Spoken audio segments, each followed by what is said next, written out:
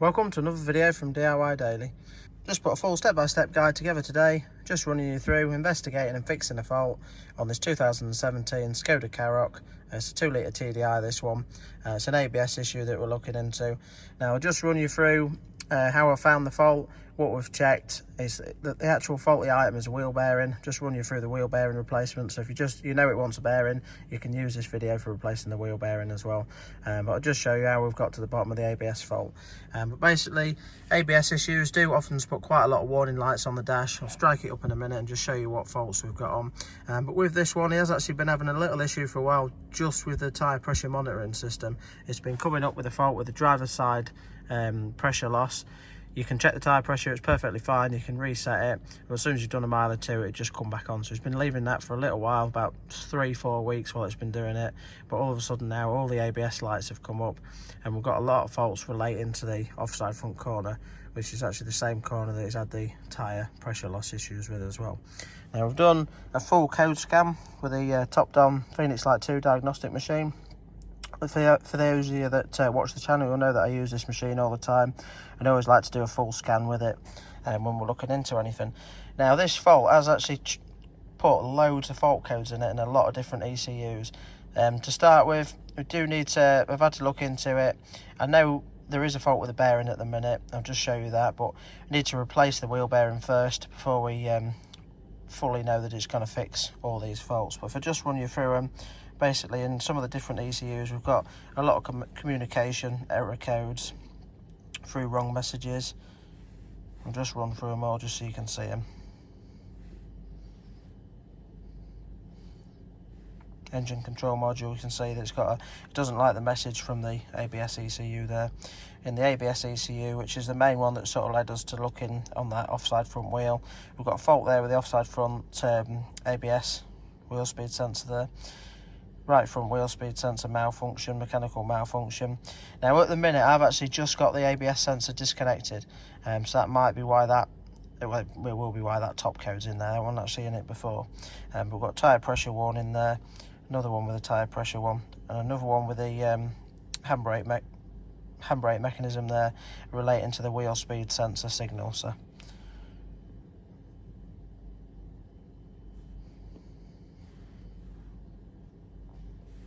through all communication. The only one that I think is a separate fault, which I do believe is a different issue that we've got to look into, and I think it might be a video for this one, but it looks like it's going to want a Haldex pump. There might be an issue with that, but I don't think that's being thrown up because of the ABS issues. So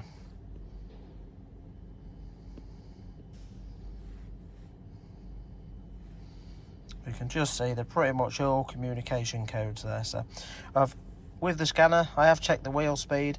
Driving down the road, it does actually read the wheel speed on that offside front wheel. So as far as it's seeing from there and checking it on that stage, it does actually appear to be okay.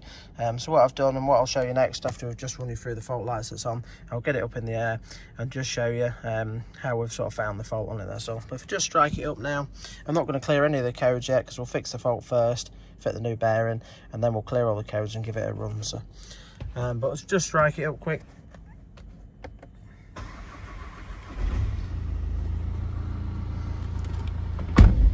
Basically all the warnings that we've got on the dash, it's coming up with a start-stop error as well with it. Tyre pressure monitoring's on, steering light's on, the traction control and the ABS as well, you can see there. So just turn it off and just strike it up with the door shut. I think there's another message that was just pinging up as well. Yeah, you just see stabiliser error comes on the dash. And the hill assist, hill hold fault as well there. So but yeah, we'll just turn it off for now and just run you through. I'll just show you the bearing and we'll start running through the procedure for replacing the wheel bearing. Now just before we get into the video, if you want to check out any of the parts used or the tools that we're using, if you check the link above or the description below, I'll list all the parts and all the tools that we're using.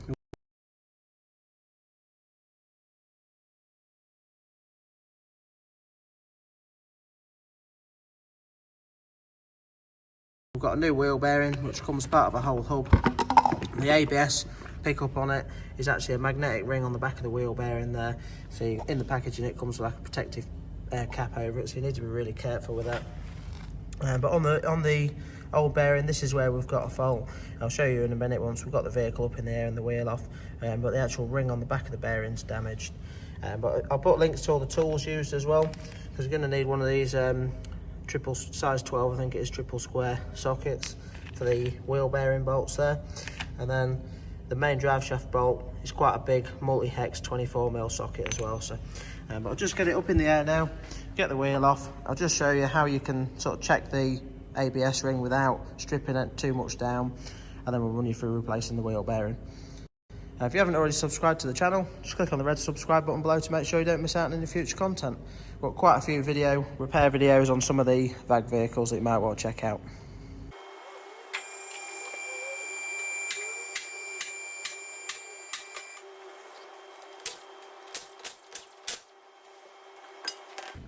So we've now got the wheel off. Now, because I've partly stripped this down, I'd actually had the caps off the other day, and we've got the ABS sensor out as well. It's just a little Torx headed bolt on there. You need to get that out. I think it's T25, T30 is actually. And we've got the ABS sensor out as well. If I just show you, just coming over the top here, we've got the connector there for the ABS sensor. The ABS sensor just locates into that hole there. Now, all I've done at the minute, just to check this basically, it's quite straightforward.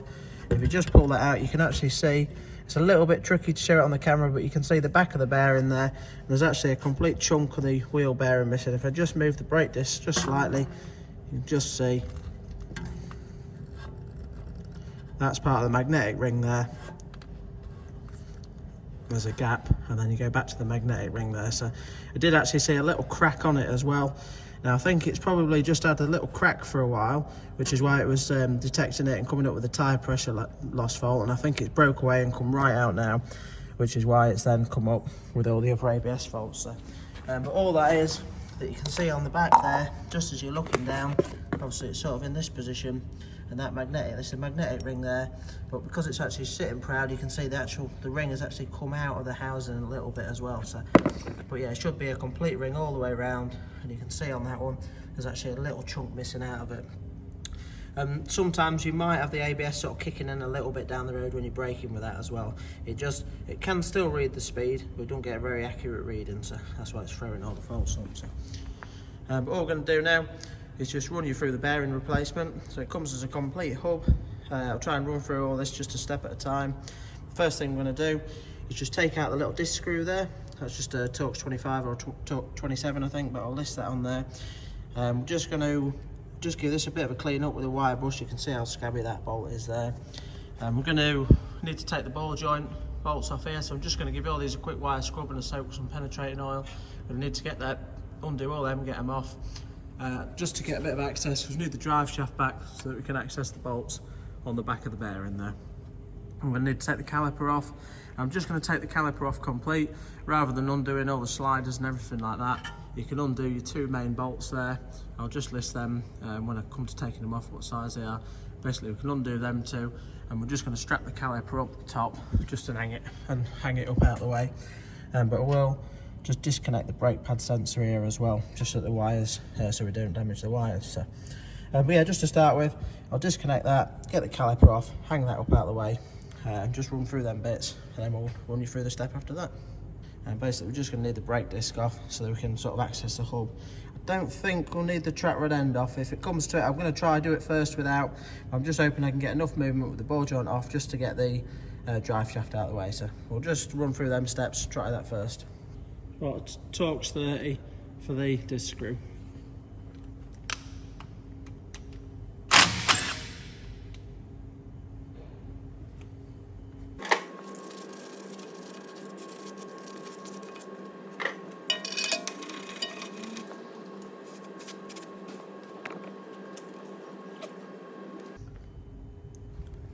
So just give the ball joint bolts a bit of a soak there.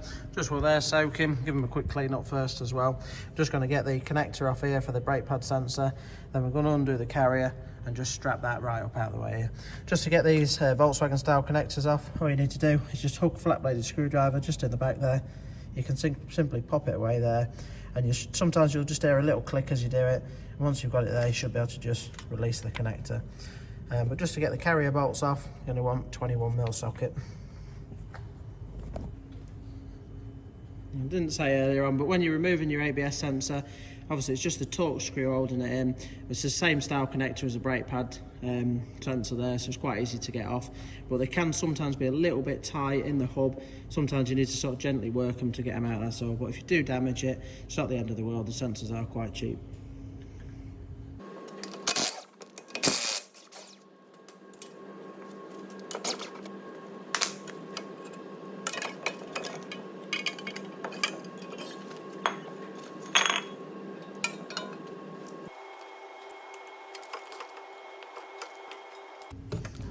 Right, so we've just got the caliper hanging out the way now, just strapped it up. It just saves it hanging. You don't really want it hanging and putting a lot of stress on the brake flexios there. Obviously when I took that off, the disc sort of did come off with it a bit. You can leave the disc screw in if you want to get that off first and leave the disc firmly fixed to it. But sometimes while it's sort of holding it up, sometimes it's easy enough just to, it's better to just crack the disc screw off, but I'll just sort of juggled it down as I was getting it off there. Next thing I'm going to do is just remove this heat shield from the back. I might be able to get it off all right with the heat shield still on, but chances are it's going to be quite tight in there. I'm going to have to chisel it quite a bit, so I don't really want to risk damaging the heat shield just for the sake of these 3 screws. There's 3 Torx 30 screws just holding the back plate on, so we'll just get all them out.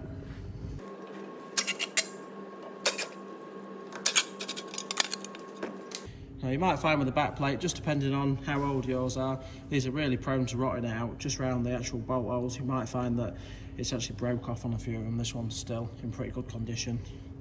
So we'll just refit that in a bit.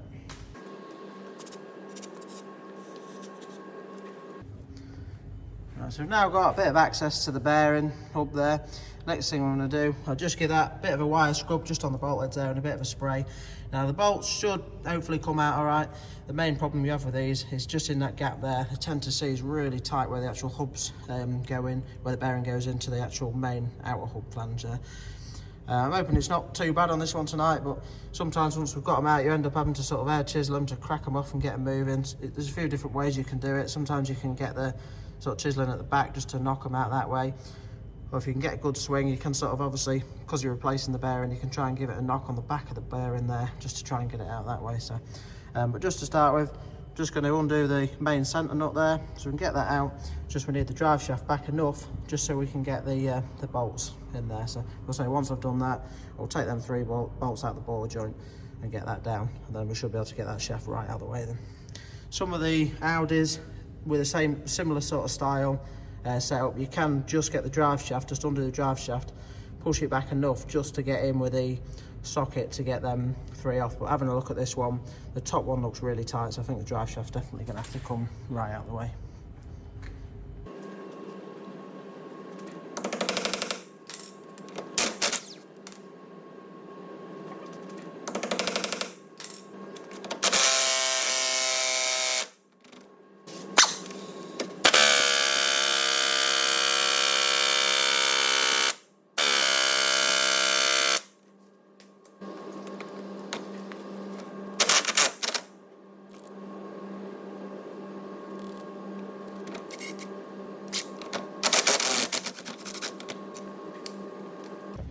And I did just skip a couple of stages earlier on. It's just the first socket that I put on, it just rounded the bolt head off straight away and actually just knocked a 23mm socket on, and then it was back to just recording as normal. I was doing that. But as soon as I put the 24 on, it just absolutely annihilated the head of the bolt straight away. You can just see just how hammered that is. It nearly rusted away to nothing. So put a 23mm socket on it, just knocked that on it. But as you can see, I tried a few different battery tools to start with. Went to an air tool, decent snap-on one as well. I haven't got the big 3/8 gun working at the minute. But after that, I went back to this Milwaukee tool, put that one on it, and you could just see that cracked it off and just wound it out. So I'll put a link to these in the description below, because these ones are a really beefy, decent bit of kit. So I've had quite a few really tight bolts that these have managed to get out, no problem at all. So next job now, I'm just going to undo the 3 ball joint bolts just on the bottom. It's far easier to undo these 3 bolts on the bottom and just separate the arm from the ball joint, just leave the ball joint in the hub. It's a lot easier to undo them rather than undo the ball joint nut, and just pull the ball joint out of the hub, because they tend to get quite tight. So if you can just undo them 3, it's loads easier. So just get them out now. Just 16mm socket for the ball joint bolts. I've got the ball joint nuts undone now. That's ready to pull out the way. Next thing I'm going to do, just to check that the drive shaft's not seized in the shaft there.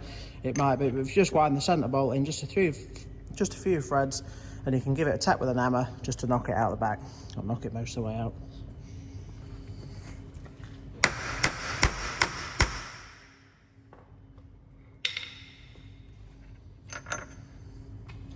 You always want to do that bit before you press the ball joint down. It's just the ball joint's holding it nice and firm to support the odd while you knock it through. So just now we can push the ball joint down, out of the way, and then we can pull the drive shaft out the back and just tuck that to the side.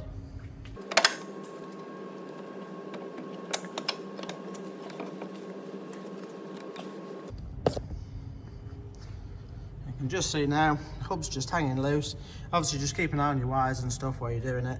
But pull the drive shaft out of the way, and that's give us access now to the bolts on the back there. So just going to get in with the air gun now, or the buzz gun, and just get them 3 main bolts out.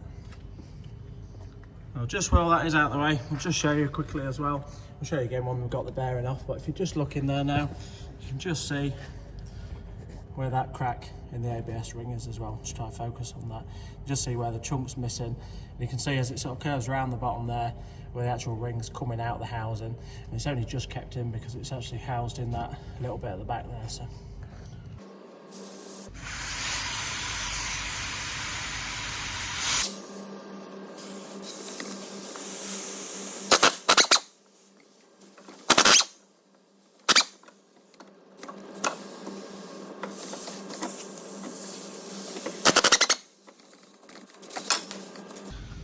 Right, so it's a little bit tight for access, but just with moving the drive shaft out of the way and just squeezing the gun in there, could access all 3 bolts.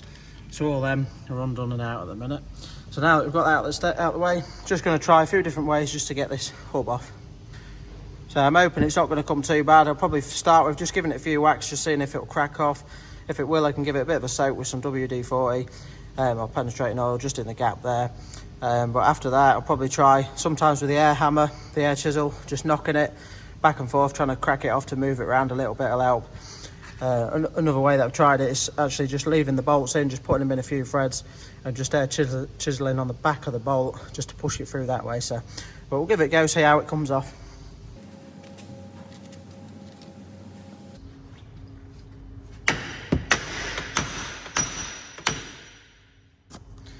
Oh, just a few knocks on there and it's actually started coming really easy, so that's always a nice one for the video.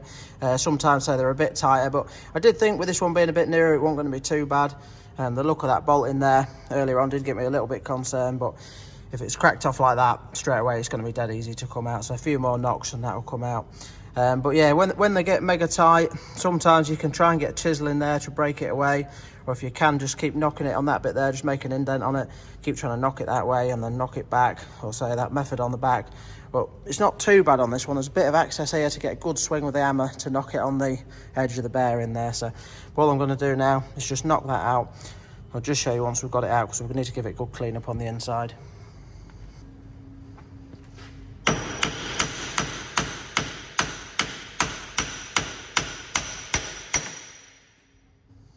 So that's the bearing out. The only other thing I didn't say earlier on is just if it is mega tight to get out, you really want to be just putting your ball joint, just locating your ball joint back into the arm, just putting the nuts on there. It just gives you a bit of, it holds it nice and steady so that you can give it a really good whack. But if I just show you, now that it's out, you can just see, just try to focus on that, really see the bearing, just how knackered it is, where it's broke away there. There's a crack there as well, so but it's actually starting to come out as well. So that's definitely the reason that we're getting most of them faults on there. I'm hoping that it's going to fix all the faults. The only one I'm a little bit unsure about is that Haldex fault. So but all we're going to do now, so it's held in with these bolts, but really on most of this style bearing, where they get tight is around the edge there. So I'm just going to give this a really good clean up, and then we'll always just put, let's focus that again. We'll always just put a bit of grease just around the outer edge there for putting the new bearing back in. A bit of emery cloth just to clean out the hub there.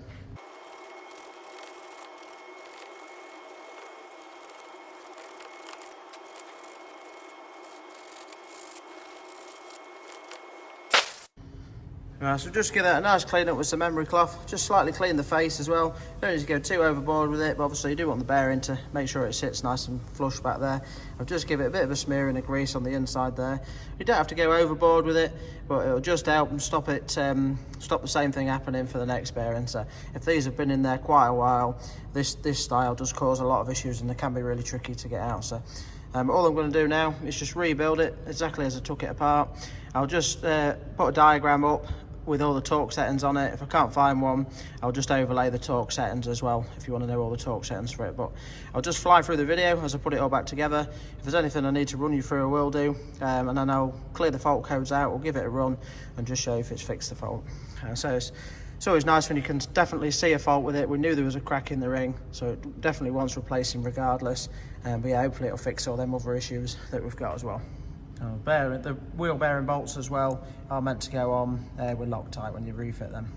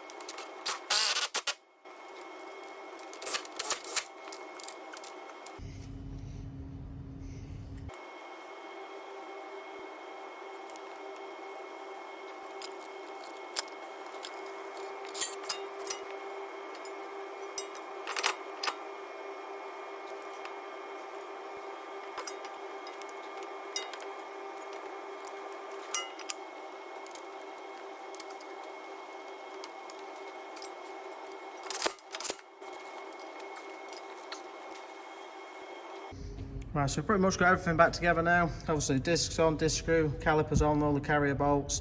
They refitted the pad sensor there. The ABS sensor that was out earlier on, I've refitted that in. Did just put a little bit of grease just around the bit where it goes through the hub as well there, and just reconnected that back up. The ball joint's all back on. So next thing now, I'm just going to drop it down, torque the wheel up, clear all them fault codes out, give it a decent run. Now before this fault was coming on, you only literally had to go around the block and it was coming back up as soon as it picked up. It recognised that issue with the speed reading on this side. So but just going to give it a decent run anyway, get it plugged back in and just run you through what we've got on the diagnostic machine after we get back. And if you're just using the video for the wheel bearing replacement and you're done up to now, if you want to check out any of the tools that I've used or a link for the bearing or anything like that, it's listed all in the description below.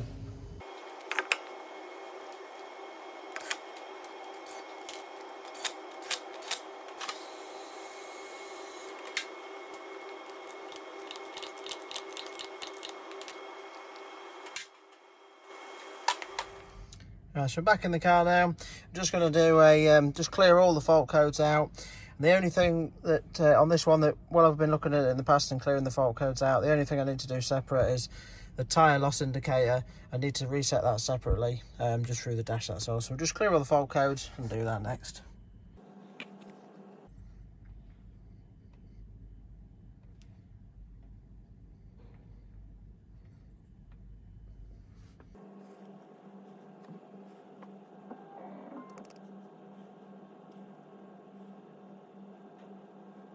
Right, so we can see it's cleared all the fault codes now. So next thing now I'm going to do is just strike it up, just give it a run, then we'll get back, do a full code scan again and just show you the outcome that we've got. Right, so just got back from a decent road test. We've done about sort of 5, 6, maybe 7 miles. It's ran absolutely spot on. We've got no fault lights come back on at all. As I said before, the ABS lights and everything was coming on.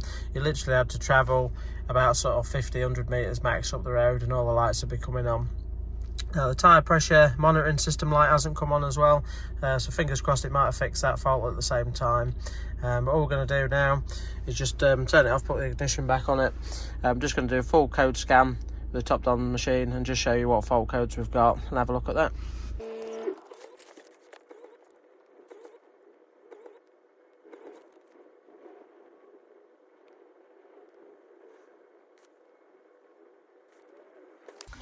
Right, so as you can see, I've done a full scan there, just sped through that a little bit, but it all looks pretty good. We've got a real clean bill of health now. We've got 2 ECUs obviously throwing up faults, but as I said before, I didn't think that this was going to fix the Haldex fault. And if we go into that one there, we've got a Haldex clutch pump fault on there, so that's another issue that we're going to have to look into. Now I suspect we'll have to have a check of it and check some wiring and stuff, but I think this one's going to want an actual Haldex pump on it. Then we've got a fault in there, which is just relating to the antenna for the telephone mount there, so completely separate to obviously the ABS issue that we've had. And with it clearing that tyre pressure monitoring system fault, I did think it might be relating to that because it was throwing up the fault relating to the offside front wheel, which is the same wheel that we've had this issue with. And on this style tyre pressure monitoring system, it is picked up through the ABS rather than a sensor in the tyre, so it does look like it's fixed that as well. So yeah, hope you liked the video. If you did, give it a quick thumbs up and subscribe to the channel. If you want to check out any more of the content, just have a look through the channel. There's plenty more videos on there that's probably worth checking out. But thanks for watching, and we'll see you next time.